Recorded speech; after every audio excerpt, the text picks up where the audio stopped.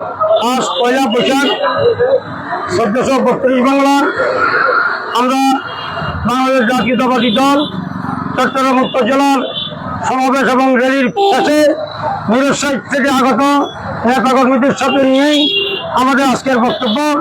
আমরা আজকে বাংলা নববর্ষের সকলকে শুভ নববর্ষ এবং সাথে সাথে আমরা বাংলাদেশের সকল মানুষকে আজকে বাংলা নববর্ষের শুভেচ্ছা জানাচ্ছি, অভিনন্দন জানাচ্ছি।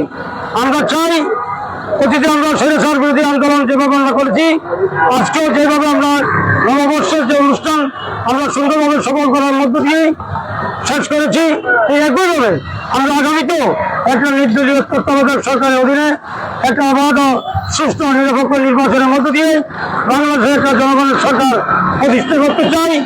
আমরা জনাব তারেক রহমানকে ধন্যবাদ জানাই, অভিনন্দন জানাই। জনাব তারেক রহমান দীর্ঘ 70 বছর বাংলাদেশ জাতীয়তাবাদী দলকে সেই নির্যাতন নিপীড়িত অবস্থান থেকে সেই নেতৃত্ব দিয়ে আজকে বাংলাদেশ জাতীয়তাবাদী দলকে এই অবস্থানে নিয়ে এসেছে।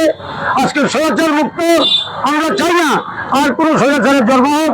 আমরা একটা অবাধ সুস্থ নির্বাচন চাই, যে নির্বাচনের মধ্য দিয়ে এই জনগণ তার নাগরিক অধিকার, ভোটের অধিকার, ভাতের অধিকার, সকল অধিকার ফিরে পাবে এবং মানুষ তার ইচ্ছে মতো নিজের পছন্দ মতো ব্যক্তিকে ভোট দিয়ে নির্বাচিত করার মধ্য দিয়ে বাংলাদেশের ক্ষমতা অধিষ্ঠিত করবে।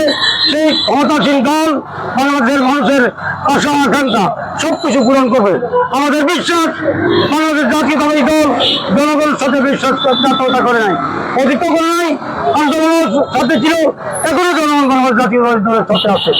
আমরা বিশ্বাস করি জনগণ বাংলাদেশ তারেক রহমানের নেতৃত্বে, এখন খালেদা জিয়ার নেতৃত্বে তাদের শীর্ষের প্রতীকে ভোট দিয়ে জাতীয়তাবাদী দলকে বাংলাদেশের ক্ষমতা অধিষ্ঠিত করবে এবং বাংলাদেশ জাতীয়তাবাদী দল আমাদের নেতা জনাব তারেক রহমান বাংলাদেশের সেই জিয়া রেখে যাওয়া অসমাপ্ত কর্মসূচি বাস্তবায়ন করবে।